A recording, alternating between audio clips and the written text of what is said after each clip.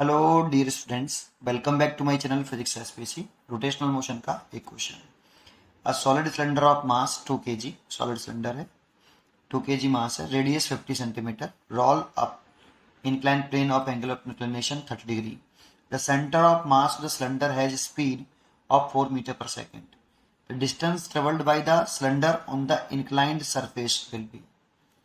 ठीक है, सॉल्यूशन क्या करना है, पहले तो डायग्राम बनाइए। एक तो हॉरिजॉन्टल सरफेस बना लिया है, हॉरिजॉन्टल प्लेन, और ये बना लिया हमने यहाँ पर इंक्लाइन प्लेन, और ये से 30 डिग्री बना रहा है।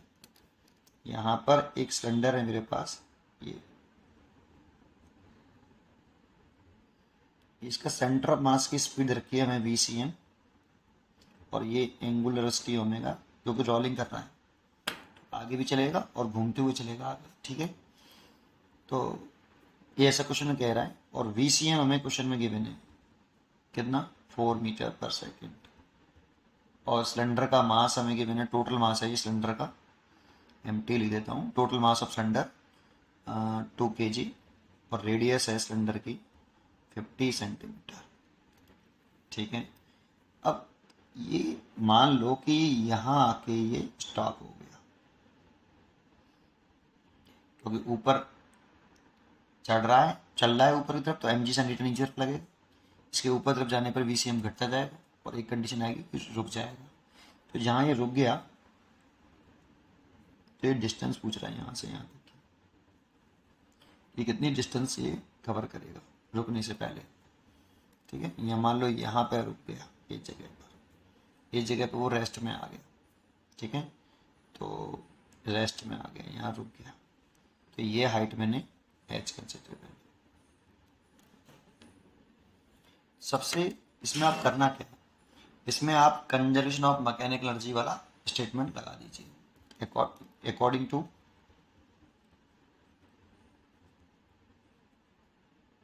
कंजर्वेशन ऑफ मैकेनिकल एनर्जी,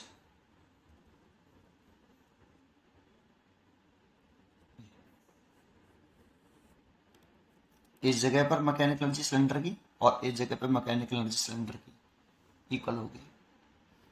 पर इम्पॉर्टेंट ये है कि क्या इसमें वास्तव में रियल में मैकेनिकल एनर्जी कंजर्व रह पाएगी।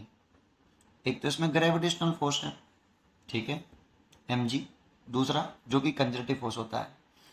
मैकेनिकल एनर्जी कंजर्व कब रहती है मालूम है ना आपको, जब ओनली कंजर्वेटिव फोर्स इन्वॉल्व हो, नॉन कंजर्वेटिव फोर्स ना लगे, है ना, तब आपका मैकेनिकल एनर्जी कंजर्व रहती है। तो इसमें कौन कौन से फोर्स इन्वॉल्व है, एक तो mg, इसका वेट mg नीचे की तरफ, एक नॉर्मल रिएक्शन, लेकिन नॉर्मल रिएक्शन के द्वारा किया गया बर्डन जीरो होगा, क्योंकि नॉर्मल रिएक्शन ऐसा लगेगा और डिस्प्लेसमेंट आगे की तरफ पूरा है, तो एंगल 90 डिग्री होगा, तो बर्डन जीरो, है ना। और एक यहाँ पे फ्रिक्शन फोर्स भी लगेगा, जो कि नॉन कंजर्वेटिव फोर्स है, फिर भी मैकेनिकल एनर्जी कंजर्व रहेगी, क्योंकि वैसे तो फ्रिक्शन फोर्स एनर्जी खाता है, काइनेटिक एनर्जी खाता है फ्रिक्शन फोर्स, लेकिन यहाँ पर फ्रिक्शन फोर्स के द्वारा किया गया बर्डन जीरो है, क्योंकि सरफेस एक तो स्टैटिक है, स्टैटिक सरफेस है, ये जो इंक्लाइन प्लेन है वो स्टैटिक है, चल नहीं रहा एक, और दूसरा फ्रिक्शन स्टैटिक फोर्स, फ्रिक्शन है, स्टैटिक फ्रिक्शन लगेगा यहाँ पे, रोलिंग कर रहा है तब, यहाँ पॉइंट ऑफ कॉन्टैक्ट पर। तो इसको मैं बाद में समझाऊंगा, पहले तो मैं बस इतना बताना चाह रहा हूँ कि स्टैटिक फ्रिक्शन होने के बावजूद भी अगर इसका सरफेस ये फिक्स है, इंक्लाइन प्लेन फिक्स है, तो स्टैटिक फ्रिक्शन के द्वारा किया गया बर्डन जीरो होगा, जिसकी वजह से यहाँ पर मैकेनिकल एनर्जी कंजर्व रहेगी। तो अभी मैं इसको कर देता हूँ, फिर लास्ट में इसको इस पर चर्चा करते हैं। ठीक है, ये काफ़ी इंपॉर्टेंट पॉइंट है। चलिए, तो पहले तो मैकेनिकल एनर्जी कंजर्व करके इस क्वेश्चन को सॉल्व करते हैं। तो क्या करें, according to conservation of mechanical energy, तो kinetic energy initial plus potential energy initial equal to kinetic energy final plus potential energy final. ठीक है, तो इनिशियल काइनेटिक एनर्जी देखें यहाँ पर, ये इनिशियल पोजीशन है, क्योंकि ये रोलिंग मोशन कर रहा है बेटा, रोलिंग कर रहा है, और रोलिंग में रोटेशनल काइनेटिक एनर्जी भी होती है और ट्रांसलेशनल काइनेटिक एनर्जी भी होती है। तो टोटल काइनेटिक एनर्जी लिखें, तो आप पहले रोटेशनल काइनेटिक एनर्जी लिखें, आप ICN ओमेगा स्क्वायर प्लस, अब ट्रांसलेशन लिखें, half mass total into V centre of mass का स्क्वायर। जानते हो यहाँ पे सेंटर ऑफ मास के एक्सेस मोमेंट ऑफ इनर्शिया है, सेंटर ऑफ मास के अबाउट, और सेंटर ऑफ मास के की ही स्पीड है, ये लीनियर स्पीड, ये टोटल मास है, ठीक है। प्लस ये तो हो गई आपकी काइनेटिक एनर्जी पूरी, ये इनिशियल काइनेटिक एनर्जी, क्योंकि यहाँ रोलिंग मोशन है, rolling motion translational motion plus rotational motion दोनों से मिलकर बनता है, इसीलिए ऐसे। और पोटेंशियल एनर्जी लिखें ग्रेविटेशनल एनर्जी, तो इसी को रेफरेंस लेवल मानने बेटा, ग्रेविटेशनल रेफरेंस लेवल, और इसको माना है तो इस जगह पे पोटेंशियल एनर्जी जीरो मान लेते हैं, और इसी जगह पर हाइट भी जीरो मानते हैं। जिसको हम रेफरेंस लेवल कंसिडर कर लेंगे वहाँ पे पोटेंशियल एनर्जी जीरो एज्यूम कर लेते हैं, और वहाँ पे हाइट भी जीरो, और इसी रेफरेंस लेवल से एच मेजर करते हैं। एच इस जगह पे जीरो होगा, लेकिन इससे ऊपर की तरफ इसी वाले पॉइंट से एच मेजर किया जाएगा, ऊपर होगा तो प्लस के एम जी एच, और नीचे तरफ एच होगा तो माइनस के एम जी एच। इसीलिए यहाँ पर रेफरेंस लेवल जीरो माना है मैंने, तो यहीं से चर्चा की है, इसलिए पोटेंशियल एनर्जी की वैल्यू तो कितनी, zero, equal to final kinetic energy, क्योंकि यहाँ रेस्ट में आ गया है इसलिए final kinetic energy zero, plus potential energy, तो ये रेफरेंस लेवल से कितना ऊपर चला गया, एच हाइट, इसीलिए कितना टोटल मास एम टी, और ये जी और एच, ऊपर है इसलिए पॉजिटिव, ठीक है, और नीचे की तरफ होता तो माइनस के एम जी एच लेते। रेफरेंस लेवल आप कहीं पे भी मान सकते हो जीरो, आप इस जगह पे रेफरेंस लेवल मान सकते हो जीरो, तो इनिशियल जो है एच डेप्थ पर है तो माइनस के एम जी एच लिखते हैं इसको, फिर इसको रेफरेंस लेवल माना तो यहाँ पे जीरो मान लो, और यहाँ का फिर पोटेंशियल एनर्जी कितनी होगी, माइनस के एम जी एच, क्योंकि रेफरेंस लेवल से नीचे आ जाएगा एच हाइट, एक ही बात होती है वो, ठीक है। चलिए आगे बढ़ते हैं, तो इसमें अब हाँ ये डिस्क, ये सॉलिड सिलेंडर है आपका, सॉलिड सिलेंडर का सेंटर ऑफ मास के अबाउट जो मोमेंट ऑफ इनर्शिया होता है आईसीएम, वो half M total mass into radius का स्क्वायर होता है, ये होता है। इसीलिए आईसीएम की वैल्यू लिख दें, half M total mass into radius का स्क्वायर, इनटू, देखो प्योर रोलिंग कंडीशन में, प्योर रोलिंग, तो यहाँ पे हम प्योर रोलिंग जब कुछ ना कहें तो प्योर रोलिंग मान के चलते हैं, V C M is equal to कितना होता है, आर ओमेगा, ये प्योर रोलिंग की कंडीशन है, B C M is equal to R omega, तो ओमेगा की वैल्यू कितनी होगी यहाँ से, omega is equal to V C M over R, तो ओमेगा की वैल्यू पुट कर सकते हो आप वी सी एम का स्क्वायर ओवर आर का square, plus half total mass into V centre of mass की स्पीड का square equal to M T जी।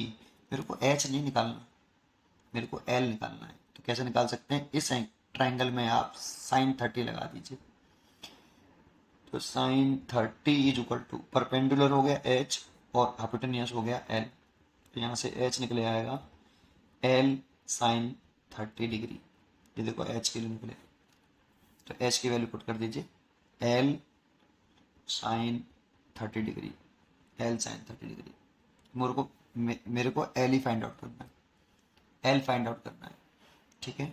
तो देखो सॉल्व करते हैं इसको, आर स्क्वायर से तो आर स्क्वायर कैंसिल हो गया, ये हो गया 1/4 M T V C M का square plus R M T V C M का square is equal to M T G L sine 30 की वैल्यू आर, एम टी से देखो एम टी कैंसिल, दोनों तरफ से एम टी कैंसिल हो गया। देखो यहाँ से अगर मैं 4 एलसीएम ले लूँ तो ये वी सी एम का square plus 2 V C M का square is equal to G L और साइन 30 की वैल्यू 1/2, इस 2 से ये 2 कैंसिल हो जाएगा 2 बार, ठीक है। आगे नेक्स्ट पेज पर करते हैं, ठीक है, यहाँ तक समझ में आया होगा, नेक्स्ट पेज देखते हैं।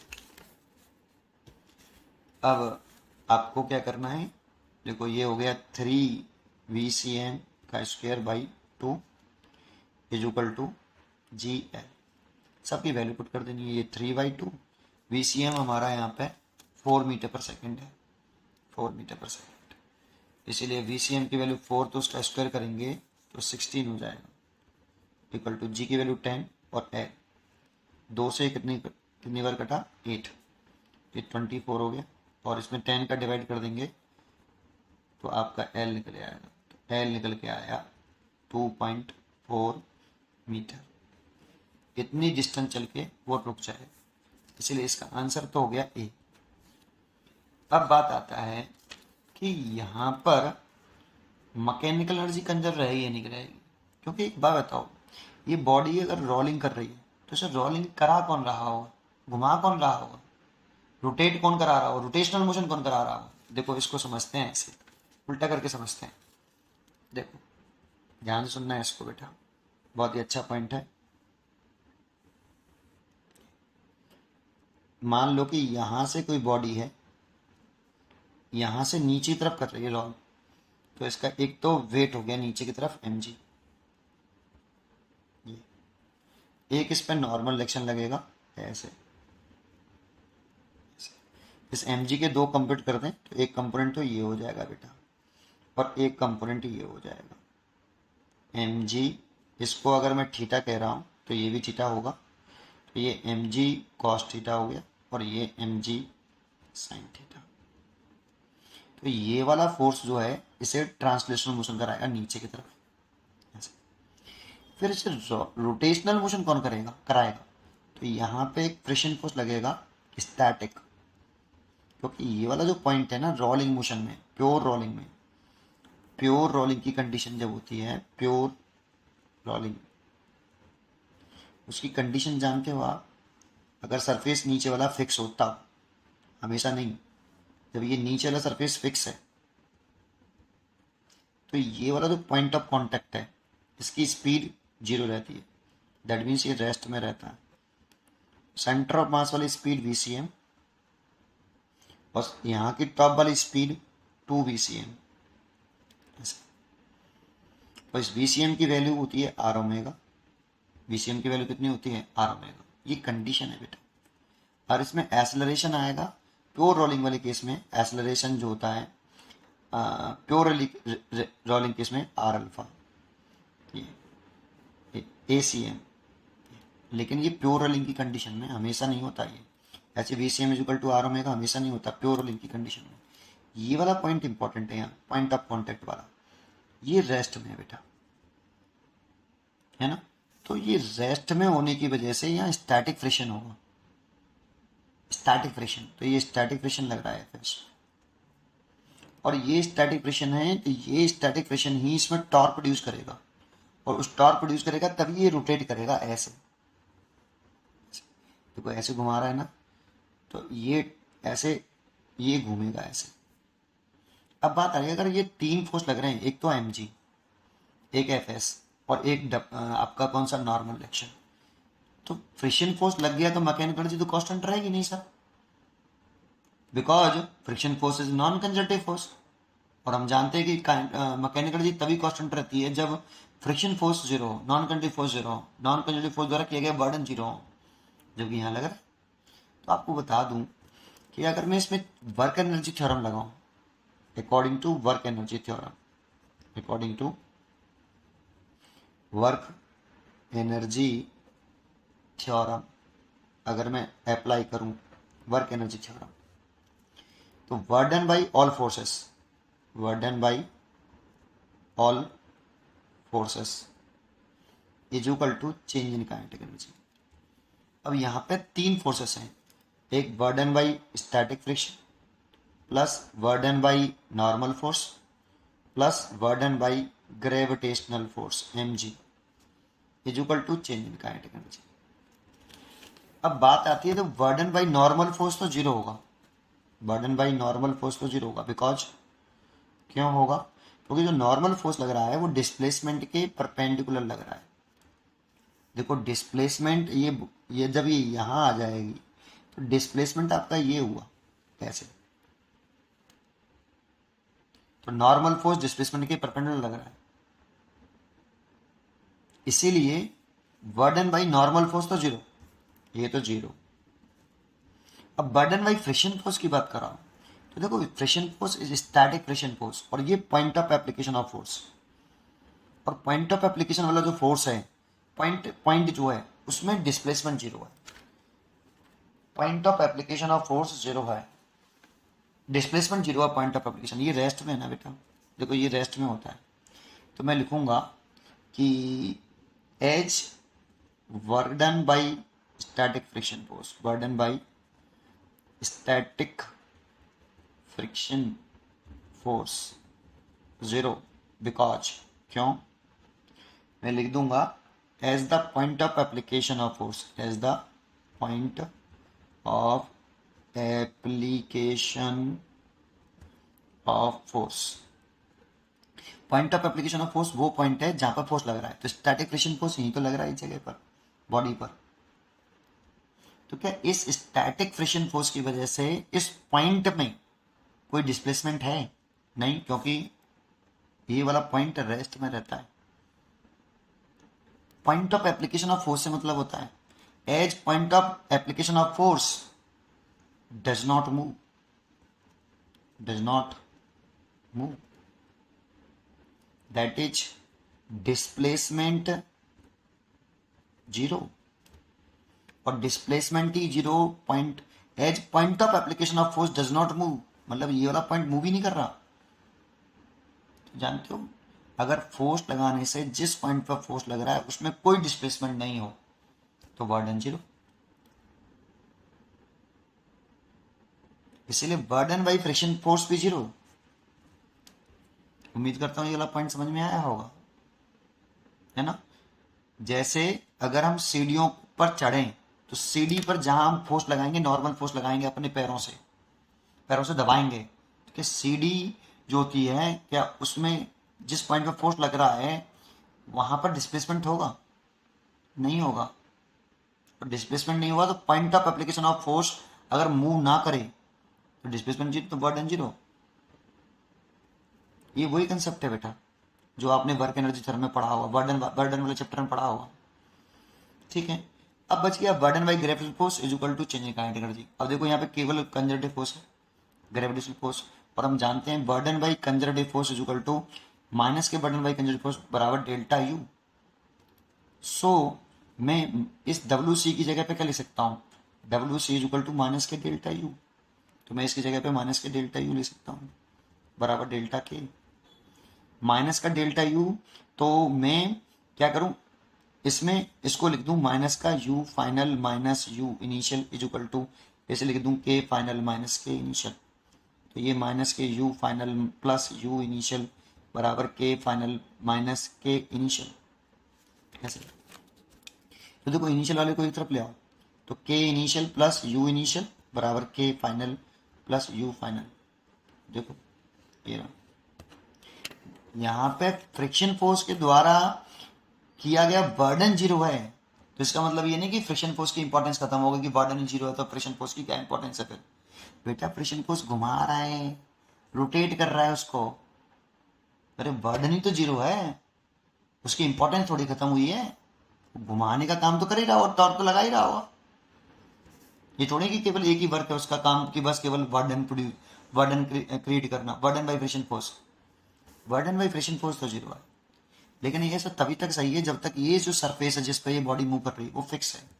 चला ये सरफेस भी अगर मूव कर रहा होता तो फिर कहानी कुछ बदल जाती। उम्मीद करता हूँ कि आपको ये जरूर समझ में आया होगा।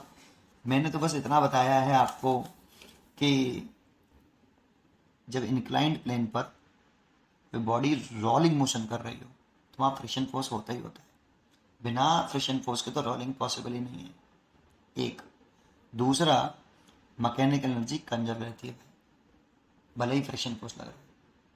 ये कुछ स्पेशल केस है इस जगह का, ठीक है। इसको मैंने आपको प्रूव करके दिखाया। उम्मीद करता हूँ कि आपको ये जरूर समझ में आया होगा। पढ़ते रहिए और खुश रहिए। Thank you.